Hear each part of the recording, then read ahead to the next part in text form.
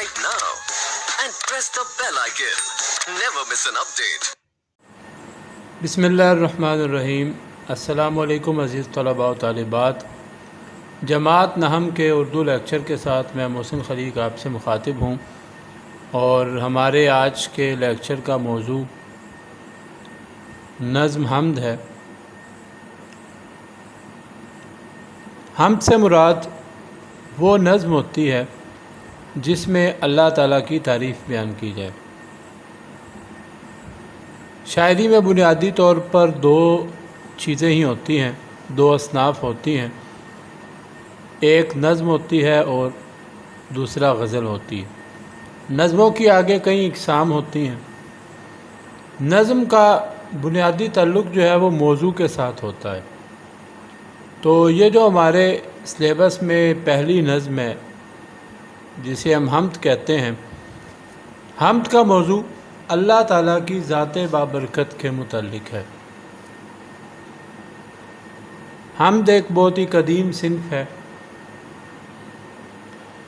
دنیا کی دوسری زبانوں میں بھی شاعری کا آغاز جب ہوا تھا تو وہ دیویوں دیوتاؤں کی حمد سے ہی ہوا، ان کی تعریف سے ہی ہوا۔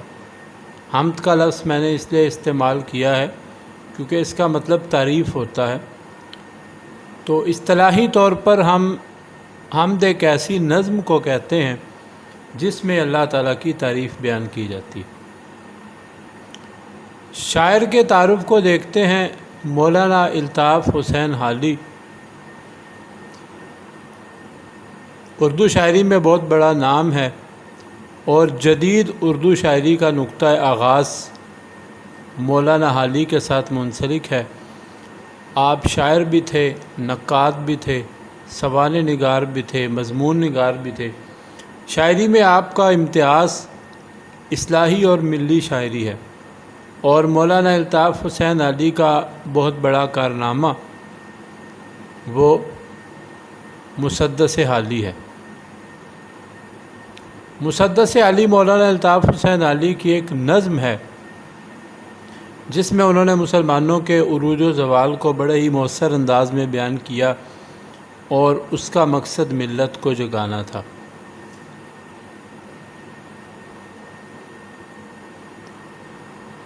آج کے لیکچر میں ہم اس نظم کے 3 اشعار کی تشریح کریں گے،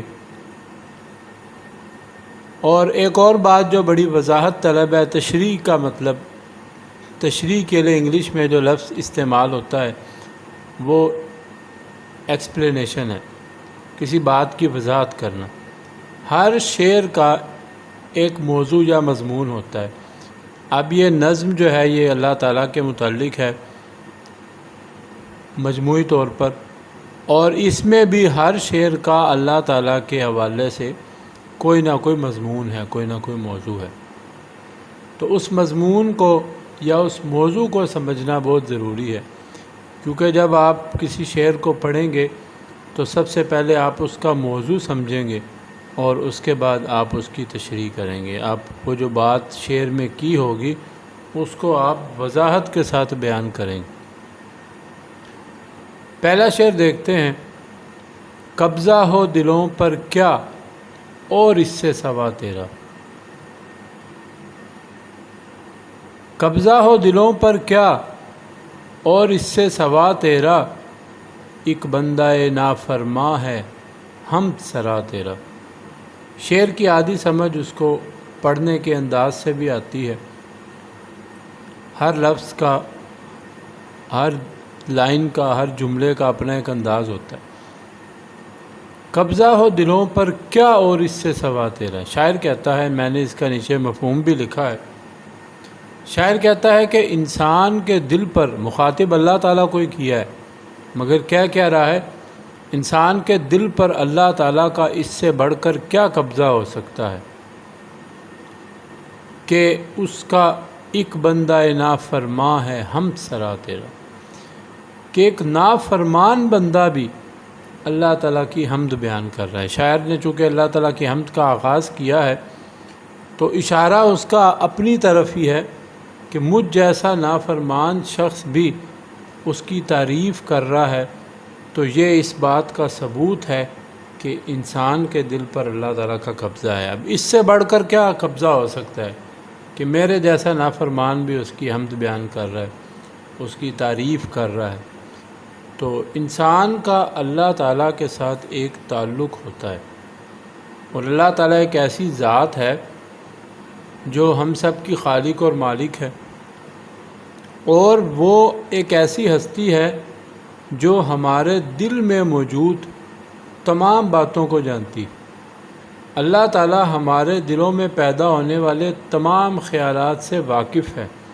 قرآن پاک میں ہے ان اللہ یعلم ما فی انفسکم، اللہ تعالیٰ جانتا ہے جو تمہارے دلوں میں موجود ہے۔ آپ کے دل میں جو بھی خیال پیدا ہوتا ہے وہ اللہ تعالیٰ کو معلوم ہے۔ یہ اور کسی بھی ہستی کے پاس نہیں ہے یہ بات کہ اسے انسانوں کے دل میں پیدا ہونے والے خیالات کے بارے میں علم۔ اور دوسری آیت مبارکہ میں ہے کہ یعلم ما بین ایدیہم وما خلفہم، آیت الکرسی میں اللہ تعالیٰ تمہارے موجودہ اور گزشتہ تمام اعمال، تمام باتوں کو جانتا ہے۔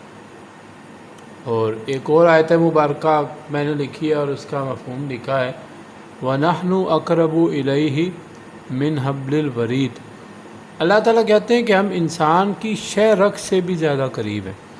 اب یہ جو میں نے آیات پڑھی ہیں، ان آیات پر ذرا غور کیجئے۔ ان تمام آیات سے کیا بات ثابت ہوتی ہے، کیا بات سامنے آتی ہے؟ باتیں یہ سامنے آتی ہیں کہ اللہ تعالیٰ ایک ایسی ہستی ہے جو آپ کے ظاہر اور آپ کے باطن کو بہت اچھی طرح سے جانتا ہے۔ آپ کے دل میں جو بھی خیال پیدا ہوتا ہے، جو بھی آپ سوچتے ہیں، جو بھی آپ ارادہ کرتے ہیں، وہ اللہ تعالیٰ کے علم میں ہے۔ تو اللہ تعالیٰ کی جو ذات ہے وہ انسان کے بہت ہی زیادہ قریب ہے۔ تو اسی بات کو شاعر نے اس شعر میں بیان کیا ہے کہ اللہ تعالیٰ کا انسان کے دل پر قبضہ ہے۔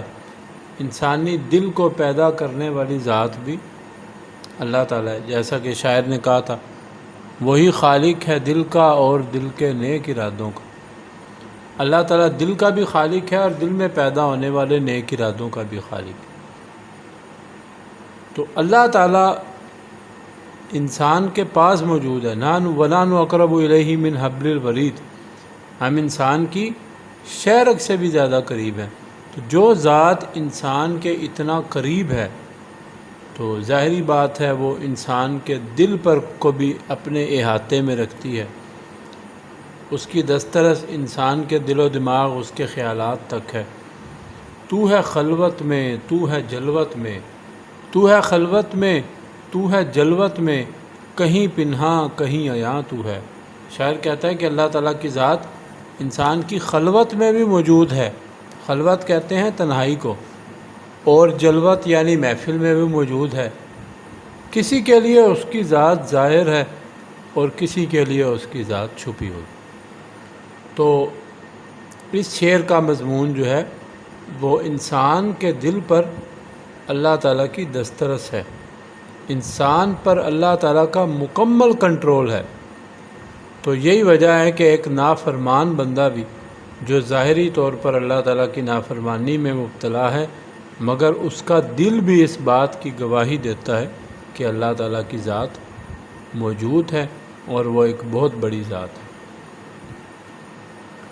اگلا شعر دیکھیے، شاعر کہتا ہے گو سب سے مقدم ہے حق تیرا ادا کرنا۔ گو کا مطلب ہے اگرچہ،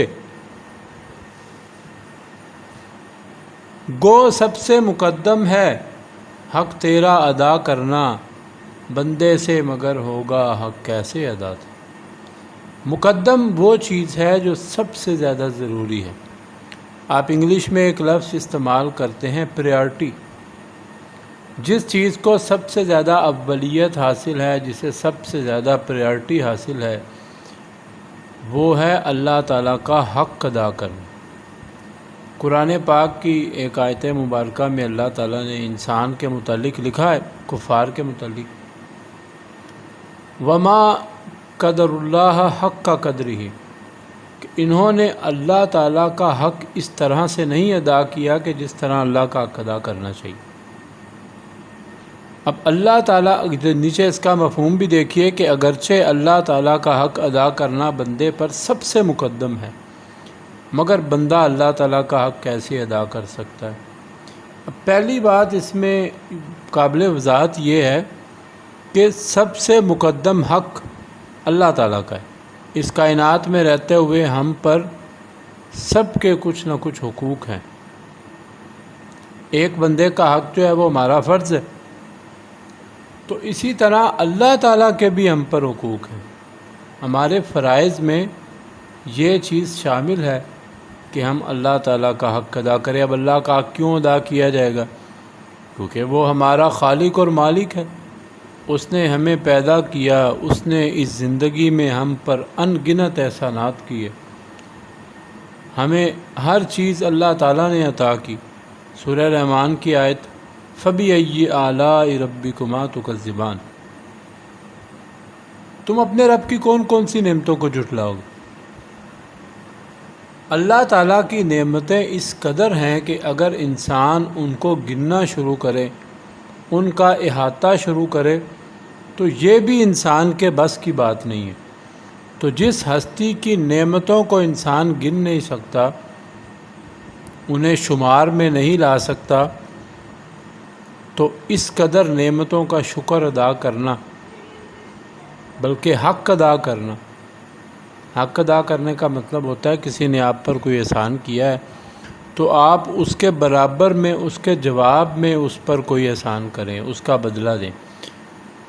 تو اللہ تعالیٰ کے انسان پر اس قدر احسانات ہیں، تو انسان اللہ تعالیٰ کا کیا حق ادا کر سکتا ہے؟ بالکل بھی نہیں کر سکتا۔ تو پھر شاعر نے کیوں کہا کہ سب سے مقدم ہے حق تیرا ادا کرنا؟ بات یہ ہے کہ اللہ تعالیٰ، انسان اللہ تعالیٰ کا حق ادا تو نہیں کر سکتا، مگر اس کا حق ادا کرنے کی ایک چھوٹی سی کوشش ضرور کر سکتا ہے۔ وہ کوشش کیسے ہوگی؟ وہ کوشش ہوگی اللہ تعالیٰ کا شکر ادا کر کے، اللہ تعالیٰ کے احسانات کو تسلیم کیا جائے۔ جو ملحدین ہیں، جو خدا کو نہیں مانتے، تو جب ایک انسان خدا کو مانے گا ہی نہیں، تو پھر وہ اللہ تعالیٰ کی نعمتوں کو، اللہ تعالیٰ کی جو نوازشات ہیں، ان کو کس طرح تسلیم کرے گا؟ اور جو تسلیم نہیں کرے گا تو وہ شکر کیسے ادا کرے گا؟ اللہ تعالیٰ نے قرآن پاک میں فرمایا لَإِن شَكَرْتُمْ لَأَزِيدَنَّكُمْ، اگر تم میرا شکر ادا کرو گے تو میں تمہیں اور زیادہ دوں۔ تو اللہ وہ ذات ہے جس کے بارے میں ایک شاعر کہتا ہے، کوئی تو ہے جو نظام ہستی چلا رہا ہے وہی خدا ہے، دکھائی بھی دے نہ جو، نظر بھی جو آ رہا ہے وہی خدا ہے۔ تو یہ وہ ذات ہے جو پورا نظام ہستی چلا رہا ہے، تو اس کی ذات کا شکر ادا کرنا، شکر ادا کرنے کی کوشش کرنا، یہ بہت ہی زیادہ ضروری ہے۔ تو اس کے لیے انسان شکر ادا کر تو نہیں سکتا، جیسے شاعر نے کہا ہے کہ بندے سے مگر ہوگا کیسے ادا تیرا۔ انسان شکر ادا کر تو نہیں سکتا، مگر اس کی کوشش کر سکتا ہے، اور وہ کوشش عبادات کے ذریعے اللہ تعالیٰ کے سامنے سجدہ ریز ہونا، اس کا شکر ادا کرنا، اور اس کی عبادت کے علاوہ اللہ تعالیٰ نے جو ہم پر نعمتوں کی بارش کی ہے، تو اس کی حق ادائیگی کا ایک بڑا ذریعہ یہ بھی ہے کہ آپ اللہ تعالیٰ کی بنائی ہوئی اس دنیا میں اس کی مخلوق کے ساتھ اچھا سلوک کریں۔ اب اس دنیا میں اللہ تعالیٰ نے ہر انسان کو ایک طرح کا نہیں بنایا، اس دنیا میں ایسے لوگ بھی ہوتے ہیں جو مفلوق الحال ہوتے ہیں، جو حالات کے ستائے ہوئے ہوتے ہیں، تو ان لوگوں کی مدد کرنا یہ ایک ایسا عمل ہے جس پر اللہ تعالیٰ انسان سے بہت زیادہ خوش ہوتے ہیں۔ جو آدمی انسانیت کی خدمت کرتا ہے، تو حال ہی نہیں کہا تھا یہی ہے عبادت، یہی دین و ایمان کہ کام آئے دنیا میں انسان کے انسان۔ تو یہ جو پورا بند ہے یہ میں آپ کو سنا دیتا ہوں۔ کہتے ہیں یہ پہلا سبق تھا کتاب خدا کا، کہ ہے ساری مخلوق کنبہ خدا کا، خلائق سے ہے وہی دوست ہے خالق دو سرا کا، خلائق سے ہے جس کو رشتہ بلا کا، یہی ہے عبادت یہی دین و ایمان کہ کام آئے دنیا میں انسان کے انسان۔ تو یہ اللہ تعالیٰ کی نعمتوں کا حق ادا کرنے کی ایک کوشش ہے۔ تیسرے شعر کی طرف بڑھتے ہیں۔ شاعر کہتے ہیں محرم بھی ہے ایسا ہی جیسا کہ ہے نامحرم، محرم بھی ہے ایسا ہی جیسا کہ ہے نامحرم، کچھ کہہ نہ سکا جس پر یہاں بھید کھلا تیرا۔ تو سب سے پہلے اس شعر کا موضوع جانیے کیا ہے۔ شاعر کہتا ہے کہ اللہ تعالیٰ کو جاننے والا اور نہ جاننے والا دونوں برابر ہیں۔ اب قرآن پاک کی ایک آیت یہاں میں نے کوٹ کی ہے، اس میں لکھا ہے کہ هل يستوي الذين يعلمون والذين لا يعلمون۔ اب یہ ایک مسلمہ اصول ہے کہ جاننے والے اور نہ جاننے والے کبھی بھی برابر نہیں ہو سکتے۔ محرم سے مراد ہے آشنائی رکھنے والا، حقیقت کو پانے والا۔ لیکن شاعر کیا کہتا ہے کہ اللہ تعالیٰ کا جو محرم ہے اس سے مراد قریب بھی ہو سکتا ہے۔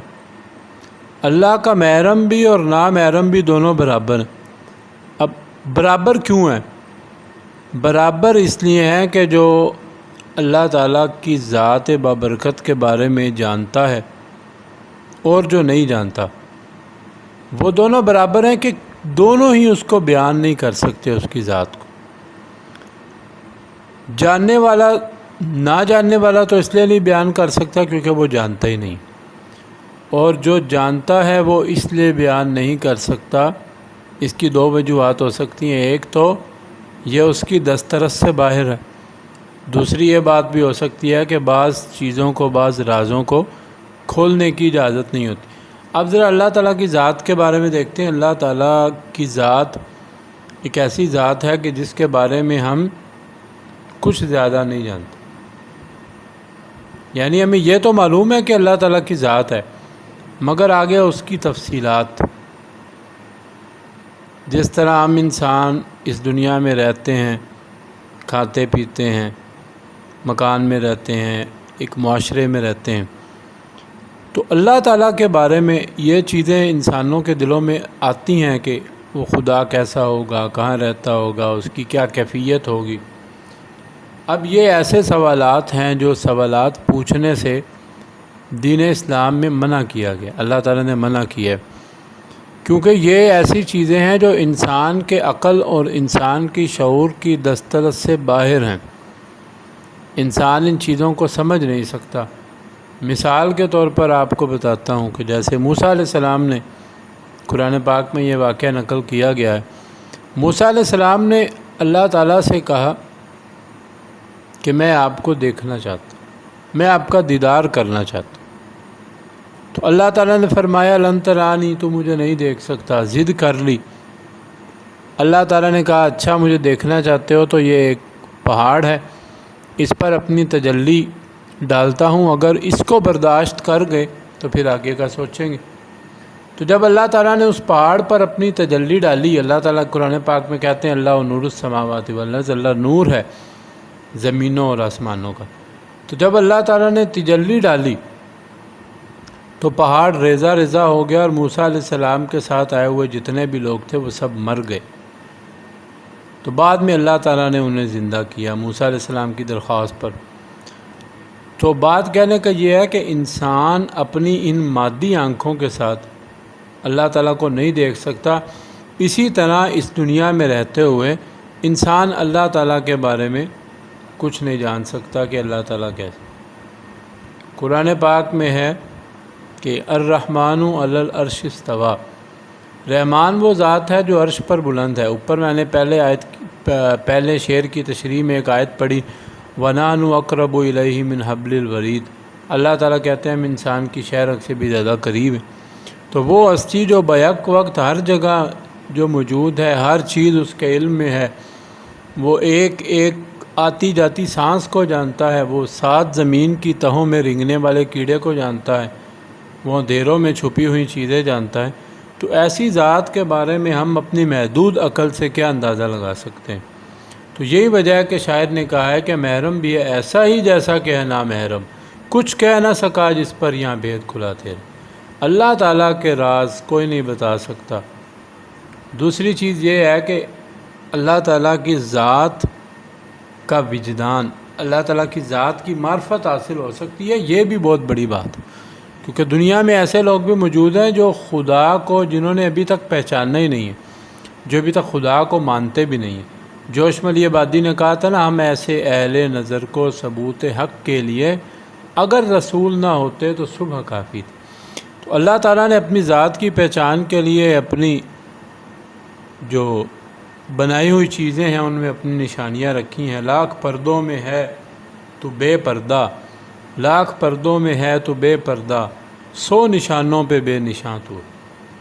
اللہ تعالیٰ کی ذات ایسی ہے کہ اگر کوئی اس کی ذات کو پہچاننا چاہے، کوئی اس کی تلاش میں نکلے، تو اسے کائنات کی تمام چیزوں میں اس کی نشانیاں جا بجا بکھری ہوئی دکھائی دیتی ہیں، اور اگر کوئی نہ اس کو پہچاننا چاہے، کسی کے دل میں خدا کی طلب نہ ہو، تو اس کو تو خدا بالکل بھی نہیں ملتا۔ تو یہ 3 اشعار کی تشریح ہماری مکمل ہوتی۔ تو امید ہے کہ آپ نے اس سے کچھ نہ کچھ ضرور سمجھا ہوگا، اور ایک بات آپ کو پھر میں یہ بتاتا چلوں کہ شعر کو سمجھنا بہت ضروری ہے۔ جب آپ شعر کا مفہوم سمجھیں گے، پھر آگے آپ اس کی وضاحت میں جائیں گے تو آپ کو شعر کی سمجھ آئے گی۔ تو اگر تو آپ صرف شعر کو لے کر اس کو رٹا لگانے کی کوشش کریں گے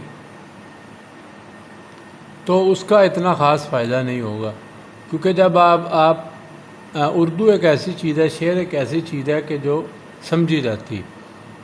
اگر آپ اس کو محض رٹا لگائیں گے تو وہ آپ کو بھول جائے گا، لیکن جب آپ کسی بھی شعر کو سمجھ کر اچھی طرح پھر آپ اس کو پڑھیں گے تو وہ انشاءاللہ آپ کو ضرور یاد رہے گا۔ تو انشاءاللہ اسی حمد کے دوسرے پارٹ کے ساتھ انشاءاللہ آپ سے ملاقات ہوگی۔ السلام علیکم۔